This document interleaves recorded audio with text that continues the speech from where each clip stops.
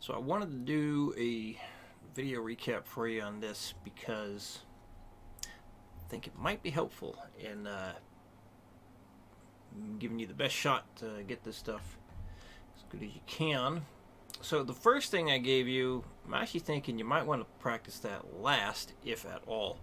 So the second one, I'm going to make some adjustments here. This one, I would say practice this first. That's going to help train your fingers to stay down the way they're supposed to. And then this one do second, and then practice this one third. So those are the main ones. So practice this one first, the one labeled number 2, the one labeled number 3, I want you to practice that one second, and then the one labeled number 4, practice that one third. So I'm going to go in order here. So if you end up doing the first thing that I gave you, save that for the end. Save that for last. So the reason why is because you might have a tendency to have your fingers come up even when they're not supposed to when you're doing this one, because it kind of, there's a lot of room for error that can happen with this. So let's start with this first one. So remember, whatever you're going to pull off to needs to be down first. So that's why I have you do the hammer-ons first here. So be very disciplined with yourself. Watch your right or your left hand, your fretting hand, and make sure that you see all 3 fingers are down before you begin the pull-offs. So yes, literally watch your left hand, because that is the most important thing. If you see that your fingers come off at all, go ahead and stop and correct what it is before moving on. So because all of this is on the high E string, your index finger should never come off the high E string. It just stay on the whole time. So here it is at 60 beats a minute. My timing was terrible there. Take 2.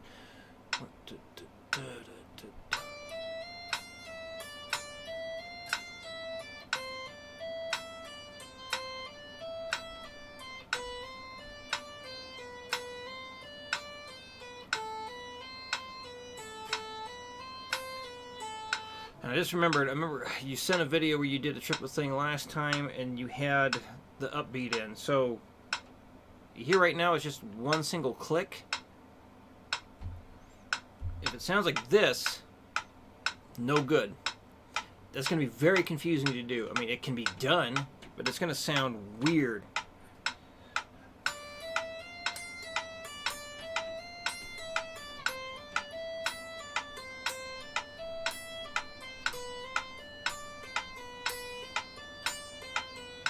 And so on. So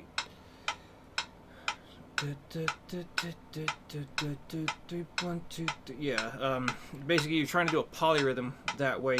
Don't do that. Do not have the upbeat in your metronome when working on this stuff or working on triplet things. It'll just screw you up. If you have it like this, that's fine. So I have a triplet subdivision turned on here. That's perfectly fine, because that's what you're trying to match anyway. So you got 2 options. You either have just a single click, or you have the triplet subdivision on so you can follow it exactly as it's supposed to be. But do not have an 8th note thing on, because it'll just screw you up. Okay? So do not have an 8th note thing going on for this triplet pattern. Alright, anyway, up to 120 just for demonstration purposes. So remember, I'm not going up by the 5s on this because I'm not doing a whole practice session. I'm just doing different speeds for reference. So here's what it should sound like at 120.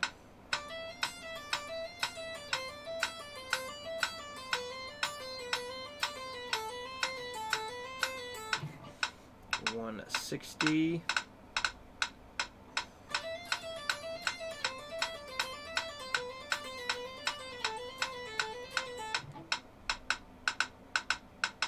$200.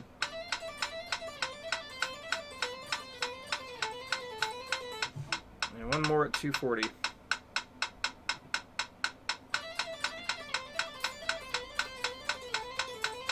See if I can get that cleaner.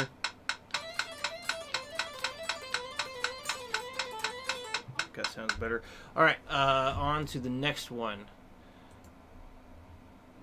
So exercise number 3, which is to be practiced second. So we got, I mean, this one you could have eighth notes on your metronome, but it's because you have the even amount of notes here. So 4 notes a beat, 4 notes.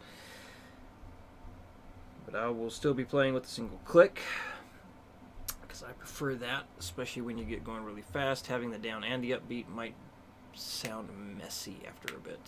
Anyway. So be very careful that you are only picking on beat number 1 and 3. So remember, you got that slur mark going across all that. So you only pick that 12 and nothing else in that highlighted group of notes. Okay. Let me look at this real quick before I do it with the metronome. So what did I write?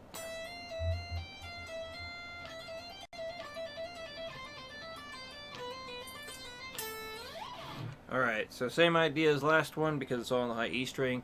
Your index finger should remain on the E string the whole time.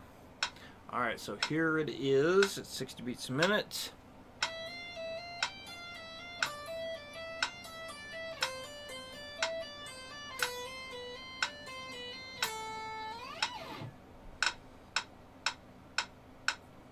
$120.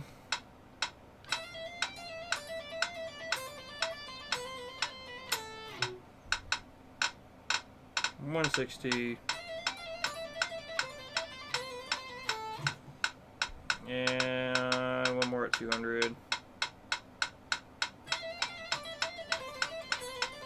That was terrible. Terrible. Uh-oh. I think I need to work on this one myself. Hang on. Ugh. Alright, anyway, moving on to the next one. So this, you're basically just going back and forth. Making sure, like on that last one,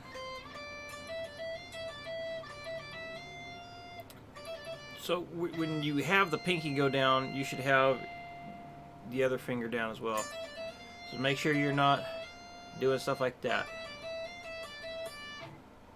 That would be correct. Make sure your fingers stay down as much as possible. Alright, and then on this one, again, when you get up to that third note in the bar, or in the beat, I should say, third note in the beat, all 3 fingers should be down, and then just 2 fingers down. So really pay attention to that left hand to make sure your fingers stay down so that whatever you're going to pull off to is ready to be heard. Alright. So let's go down to 60.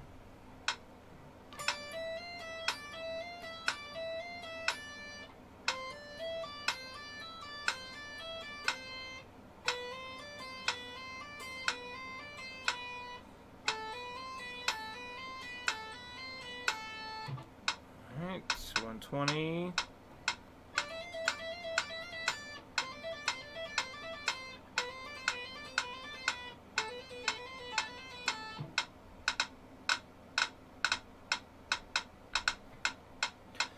Alright, 160. Whoop, wrong notes.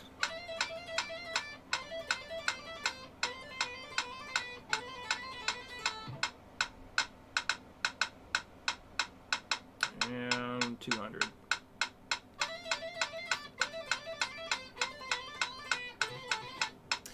Take 2.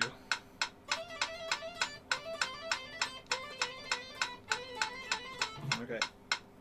That's fast enough there. Now that I'm thinking about it, what I want you to do just to make success that's as much as possible. Make success happening as much as possible. God, I cannot speak worth a shit right now. To ensure success happens with improving pull-off technique, that's better. Just work on exercises 2, 3, and 4. Exercise 1, let's stay away from it for right now, okay? Because I'd rather do other other things to help you transfer into this sort of riff before you just jump into it. So there's some other steps I'd like to take to get to what's on screen right now. All right. So yeah, just exercises 2, 3, and 4. That's the focus for the month. All right. If you have questions, please let me know, and I'll see you again in October.